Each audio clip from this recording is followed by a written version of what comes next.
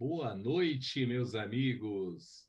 Sejam bem-vindos para mais um circuito de debates do NAFAD, com apoio da Sociedade Brasileira de Motilidade Digestiva e a FBG. É uma grande honra que estamos aqui hoje para poder olhar muito além do raciocínio, muito além da simples observação. Vamos observar que espectro a gente poderia esperar de duas patologias que estão no nosso consultório no dia a dia, a dispepsia funcional e a gastroparesia. Será que elas têm a mesma origem? Será que elas caminham paralelos? Será que elas são divergentes? Será que nós estamos tendo um confronto de ideias para um raciocínio? Para tal, hoje teremos aqui o querido Ricardo Barbucci, nosso mestre, companheiro do NAFAD Experience, do NAFAD e todas essas canais de comunicação de todo o Brasil. A gente fala que ele é o neurogastrocientista de todos nós. Teremos o mestre, o grande professor Jofre Rezende Filho, um dos grandes entendedores, um dos maiores pesquisadores da gastroparesia mundial.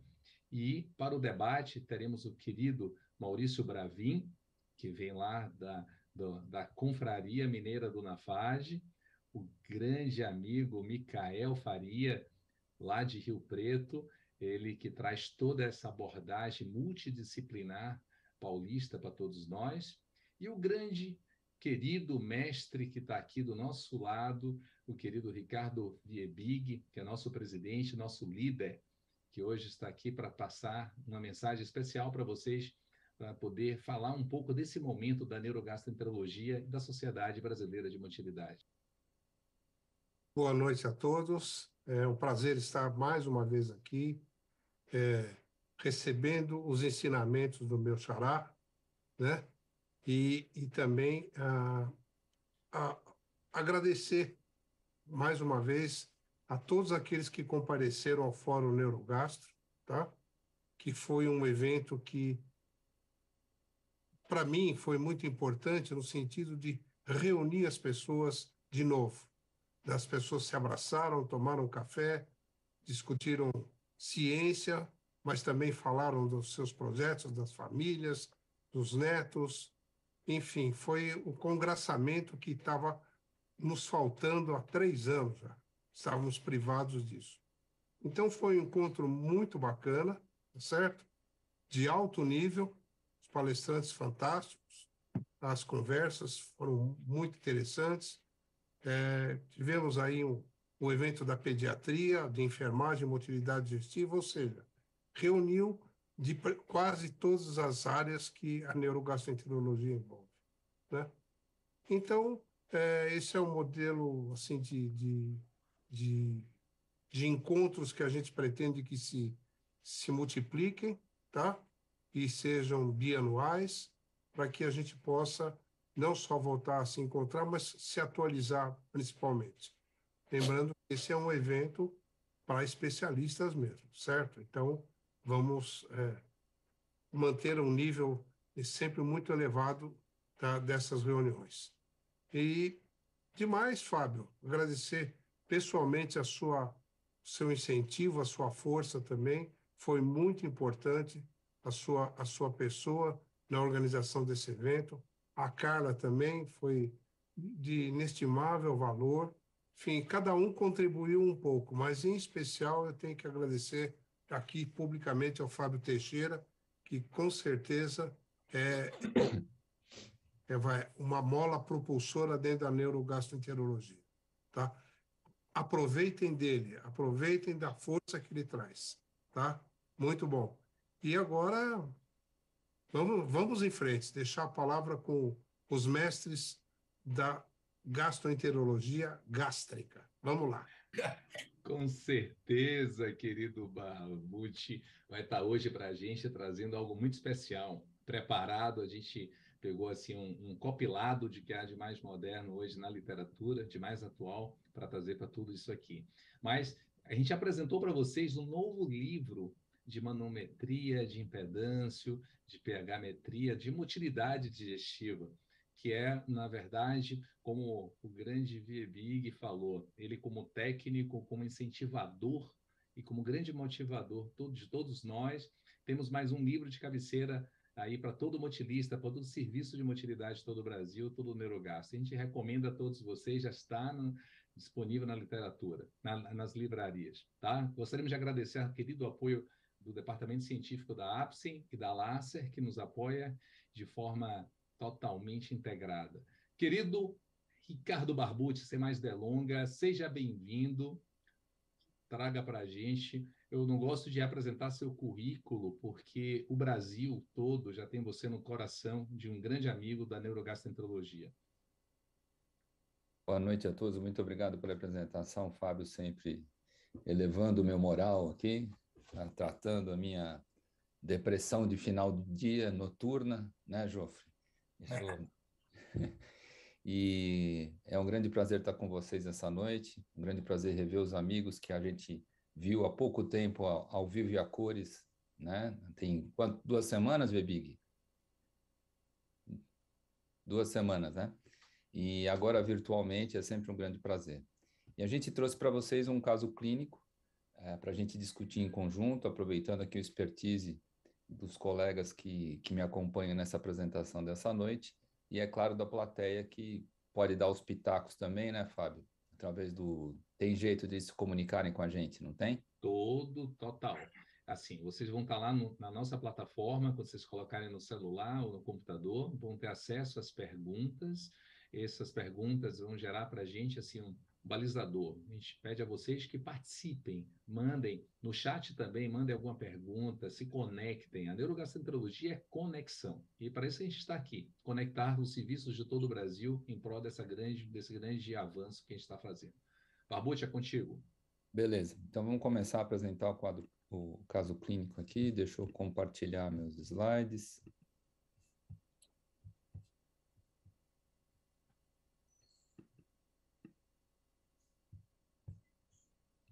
Tudo certo? Estão me enxergando direitinho os slides? Oi. Ok. Tá, então vamos lá.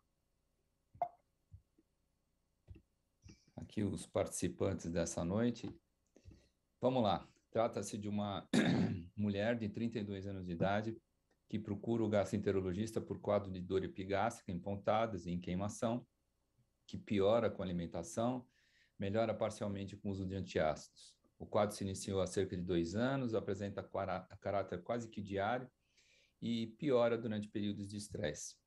Recentemente, a paciente também começou a referir uma sensação de empachamento pós-prandial, saciedade precoce e, eventualmente, vômitos, também induzidos pela alimentação, especialmente quando a ingestão de alimentos mais ricos em gordura. Então, os vômitos aqui eram esporádicos e a dor epigástrica basicamente diária. A paciente, ela referia que dormia mal à noite, mas não acordava pelo desconforto, pelos sintomas que ela referia, não vinha perdendo peso, negava hematemes e melena, por vezes também apresentava um quadro de dor abdominal de vez em quando em cólica, mas que não tinha relação com o ato evacuatório e usualmente acompanhava o quadro álgico mais epigástrico.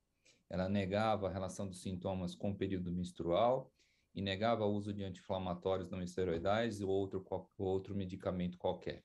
Usava eventualmente antiespasmódicos tipo escopolamina para dor e eventualmente também omeprazol, referindo melhora parcial dos sintomas. Ela nega o uso de tabaco, drogas ilícitas ou bebida alcoólica em excesso e de antecedentes familiares não tinha nada digno de nota. O exame físico era inocente, a única coisa que ela referia é um certo desconforto à palpação do epigastro. O índice de massa corpórea era de 25 e a partir desses dados que eu forneci para vocês, quais vocês acham que seria o diagnóstico inicial dessa paciente que eu trago para vocês agora? Perfeito. Alguém quer comentar alguma coisa? Bravin?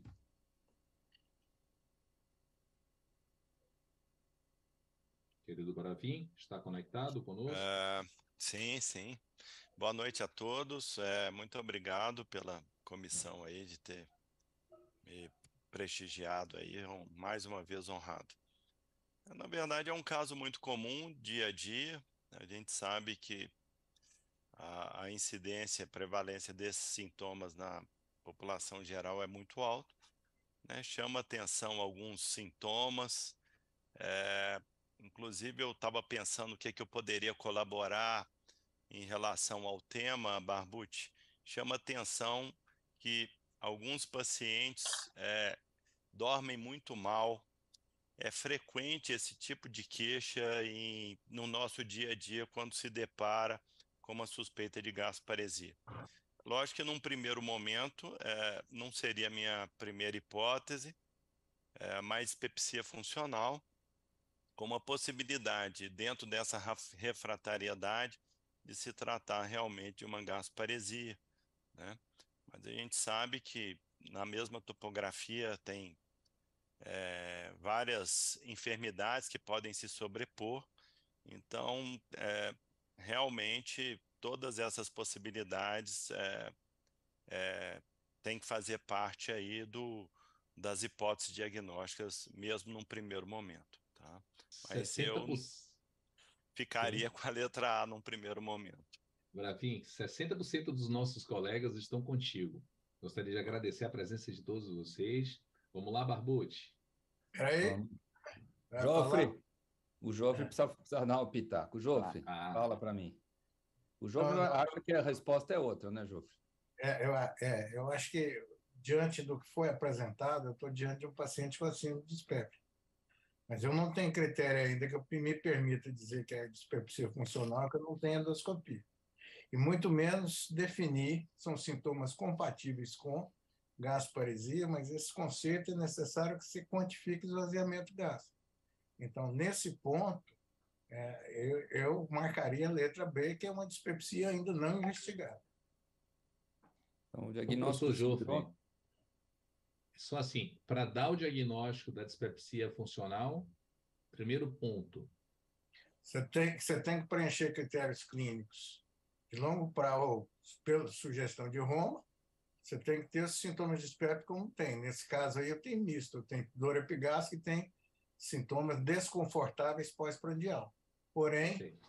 eu preciso documentar a ausência de lesão orgânica que possa justificar. Até então, por isso é que tem o termo de dispepsia não investigada na literatura, porque isso é muito comum e às vezes você toma parte do princípio que não precisa investigar e vai fazer tratamento empírico.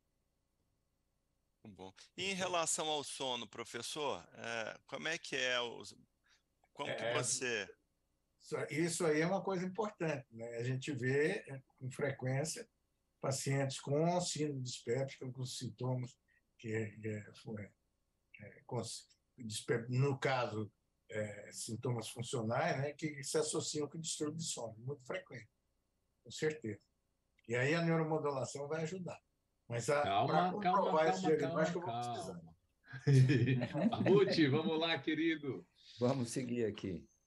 O que deu? Bom, na verdade, a gente sabe que dispepsia, né? Pepsis do grego, digestão, dis alterado, então dor ou desconforto localizado no abdômen superior, para a gente é dispepsia, sendo que o termo desconforto ele vai traduzir sensações de natureza não álgica, que incluem empachamento, distensão, saciedade precoce e náuseas, e é isso que a nossa paciente apresenta.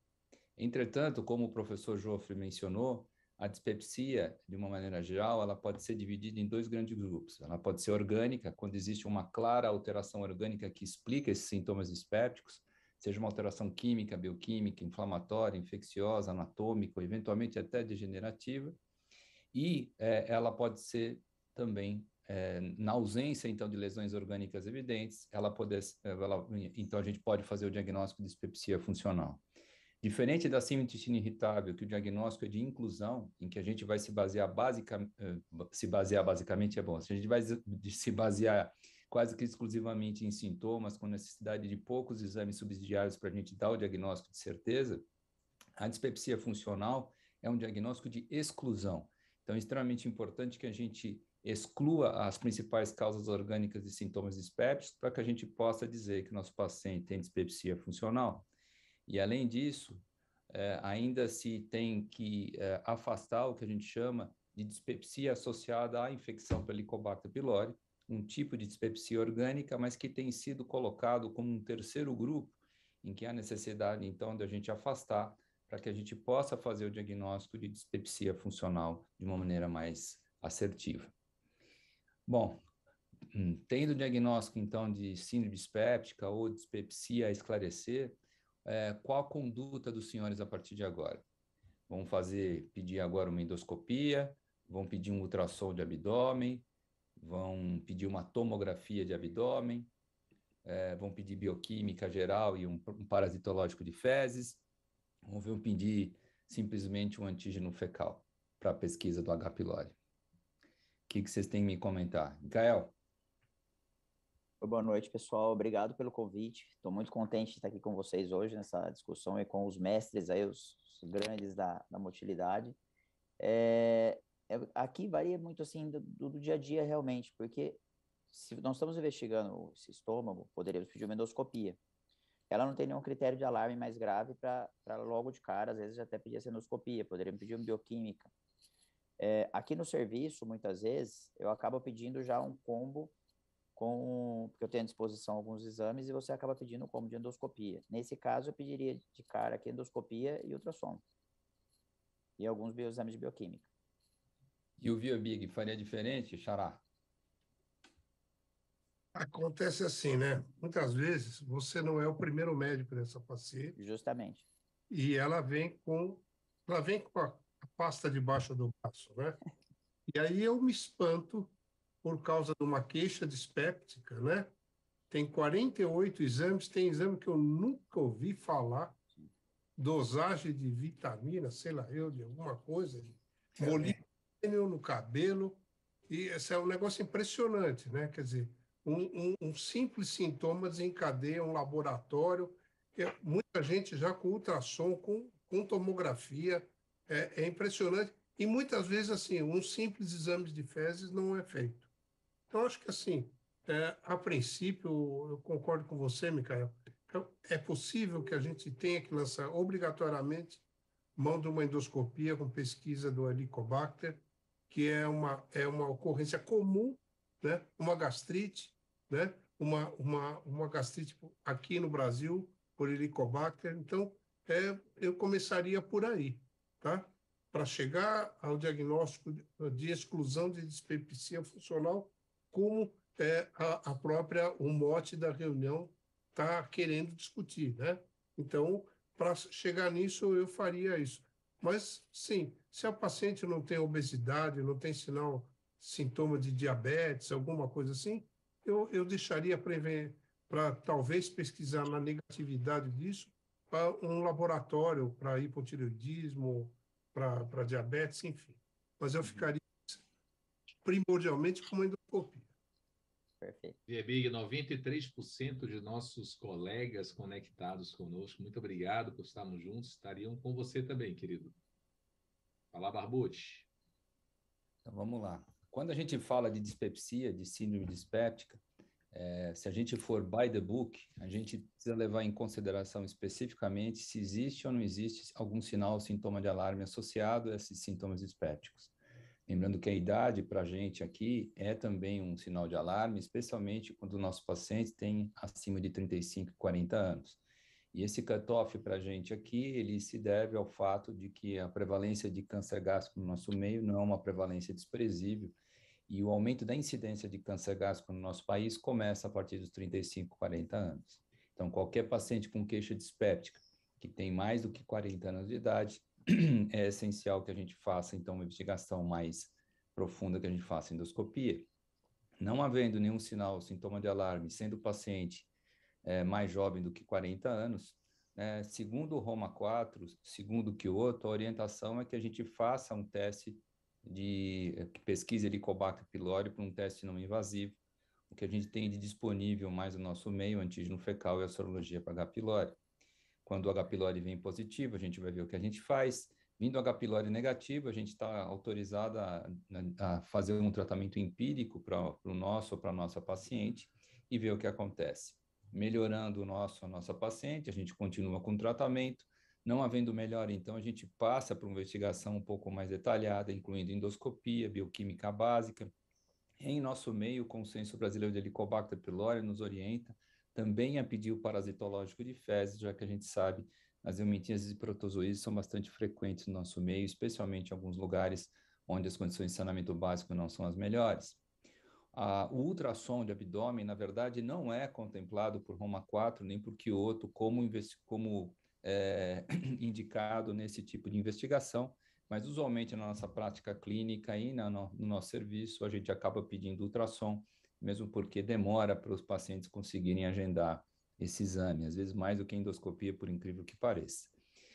Na endoscopia, então, é feita a pesquisa do Helicobacter pylori, se é positivo, ok, se é negativo, então, e a endoscopia não mostra nada, e a bioquímica também é inocente, aí sim o diagnóstico de dispepsia funcional pode ser feito, e dependendo do sintoma predominante, a gente vai dividir os nossos pacientes como fazendo parte do grupo da dor epigástrica ou do desconforto pós-prandial.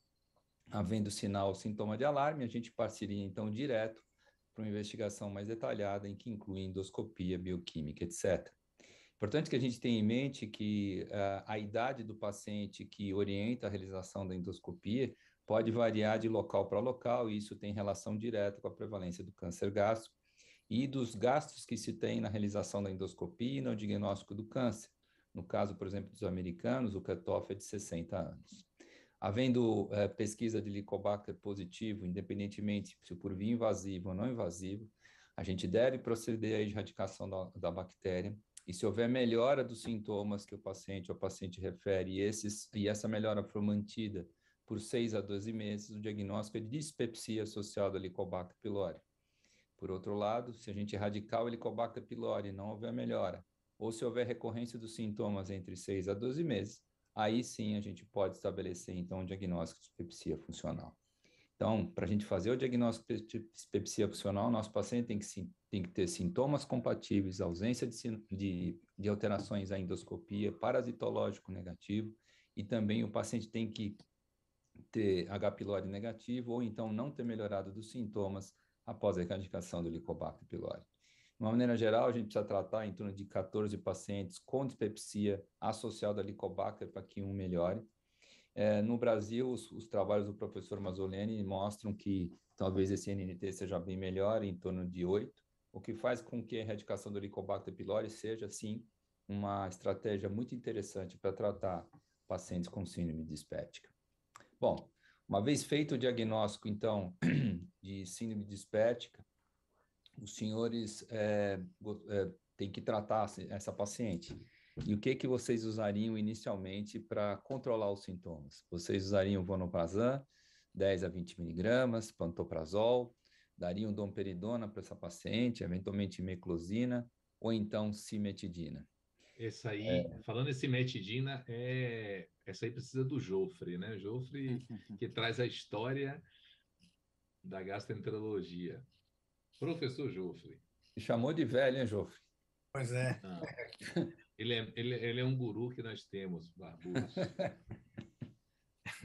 Um abraço aos mais de 100 colegas conectados conosco. Um forte abraço, pessoal.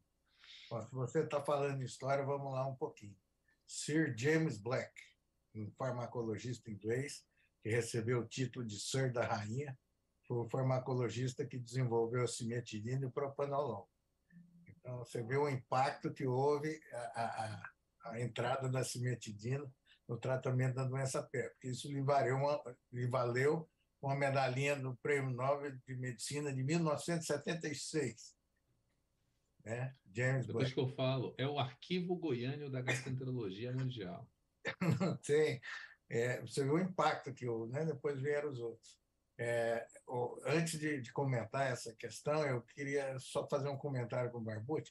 Barbucci, muito embora Roma 4 sugere aquele esquema baseado sim ou não sintoma de alarme, eu tenho a impressão que se a gente fizer um inquérito aí nos serviços de gastroendoscopia no Brasil, eu acho que a maior parte dos serviços já caminha como sugeriram, como se houvesse sinal de alarme, né, Micael? Eu acho que o caminho é por aí. Bom, em relação aqui à medicação preferencial, temos que voltar dentro dessas opções aqui separadas, né, qual que fosse o sintoma que predominasse. Pelas opções ofertadas, se o sintoma principal for dor epigástrica, vai começar com o pantoprazol aí numa dose mais baixa. Se os sintomas pós-prandiais forem o que predomina, provavelmente eu começaria com a domperidona. E aí não foi ofertado o combo, né, de um com o outro. Mas fica aí essa ideia do que está propondo. Então, se partiu para medicação e solicitou uma investigação, Barbuto, foi assim que foi feito? Então, se o sintoma principal for dor, eu iria no B. Lá, pantoprazol, mas foi isso. 47% dos nossos colegas, professor, fez a mesma coisa que ti, 35% apostaram na domperidona. Exato. O Barbuto não ofereceu o combo, né? Então fez dividiu. Não, eu podia, na verdade, o que eu queria era criar discussão mesmo, entendeu? Mas você vê aqui que o que eles fizeram foi tratar com pantoprazol e associar a meclozina se a paciente tivesse náuseas ou vômitos, muito provavelmente porque a queixa de náuseas e vômitos e empachamento não era tão frequente quanto a queixa de dor epigástrica, né? Então, como era uma coisa mais esporádica, se optou, então, por fazer uma espécie de terapia de demanda, vamos dizer assim, no caso aqui com antiemético, certo? Aí foi solicitado, então, também ultrassom, bioquímica básica, incluindo, então, hemograma, o perfil do ferro, a amilase, o PCR, o parasitológico de fezes, TSH e glicemia, tá? Além da pesquisa do antígeno fecal por H. pylori, já que se optou por não realizar a endoscopia aqui. Concordo plenamente com os participantes que votaram em em solicitar inicialmente a endoscopia. Às vezes a gente tenta mesmo acelerar o processo de investigação, mas se a gente for, então, seguir pela academia, o que a gente faria seria uma investigação agora sem necessidade ainda de endoscopia digestiva alta. O paciente retorna depois de 40 dias, referindo melhora parcial da dor epigástrica, mas mantendo sensação de empachamento. Os vômitos se tornaram mais frequentes e continham restos alimentares, por vezes bile, sem sangue, sempre precedidos de náuseas. O quadro era abrandado com o uso da meclozina. E a pesquisa do antígeno fecal do H. pylori foi negativo. O ultrassom mostrou 4 pólipos de vesícula biliar com até 4 milímetros, tá? E a bioquímica foi normal. No parasitológico de fezes apareceu blastocistes hominis. O clínico, então, solicitou agora a endoscopia. Micael, você quer falar alguma coisa dos pólipos de vesícula aqui ou não? Os pólipos de vesícula são uma queixa, assim, uma queixa não, né? Na verdade, aparecem no consultório, vem muito encaminhado. E gera muito, assim, alguns pacientes chegam realmente bem ansiosos com relação a retirar essa vesícula ou não, uns já querem retirar, outros não, mas o que a gente tem indicado aqui para pensar na retirada dela, quando o pólipo passa de 0,5 ou 0,7, pensando já numa retirada futura, mas a maior parte dos pacientes é acompanhamento. E o Jofre vai falar do blastocistes. Você acha que tem sentido se pensar no blastocistes aqui como um protozoário patológico nesse caso, Jofre? Não tenho, acho que não. Eu não tenho visto esse parasita por aí. E em Minas, se trata o blastocistes, Bravin? Eu estava pensando aqui da onde que você tirou isso, sabe, Barbucci? O quê? Sinceramente, eu desconheço. Mas eu gostaria de, um passo atrás, fazer uma pergunta na prática de vocês, diante de uma paciente com sintomas abdominais ainda em investigação, se o tratamento empírico com antiparasitário, tendo em vista o nosso país aí endêmico de vários parasitas, se valeria a pena, sabe? Eu especificamente, aqui em São Paulo, a gente quase não vê nem protozoário, nem o minto. Então, na nossa prática clínica aqui, eu não faria. Eventualmente, em locais de maior incidência disso, acho que tem todo sentido. Não sei se em Goiás vocês tratam os eumintos mesmo antes de fazer os exames, Jofre? Não, isso aí é o que você comentou também, não depende muito onde a gente está e a origem do doente. Geralmente, consultório privado, você praticamente não vê. Né? A não ser quando o pessoal vai para Araguaia, em julho, que nós temos o rio aí na praia, né, Caio? O pessoal anda de muita a pé, descalço na areia, e tem muitos estrangeloidias. Geralmente, mês de agosto aqui, às vezes, você vê dor epigástica por estrangeloidismo. Aí sempre uma pergunta curiosa: você esteve no Araguaia? E, curiosamente, eu já tive paciente que desenvolveu estrangeloidismo assim, nesse período aqui. Mas, de modo geral, assim, de rotina, eu não faço esse tratamento empírico nesse grupo.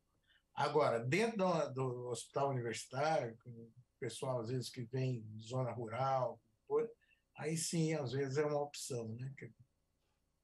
Mesmo com um exame negativo, que porventura esses pacientes possam ter, professor? Pois se surge, é aquela situação, se surge uma hipótese clínica mesmo, aí eu acho que a gente usa mesmo empírico, mesmo com exame negativo, às vezes, se tem uma forte suspeita empírica, clínica, a gente usa, não tem problema. Geralmente aí a Anitta, né? A Anitta, é mais fácil falar Anitta. Por aí. Aqui aparece muita giardia ainda.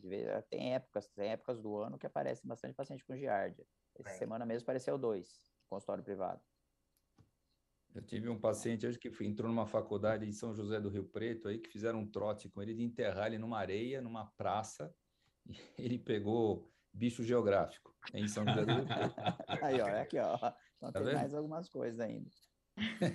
Rio Preto é sinistro. Vamos lá, pessoal. Meu negócio Vamos lá.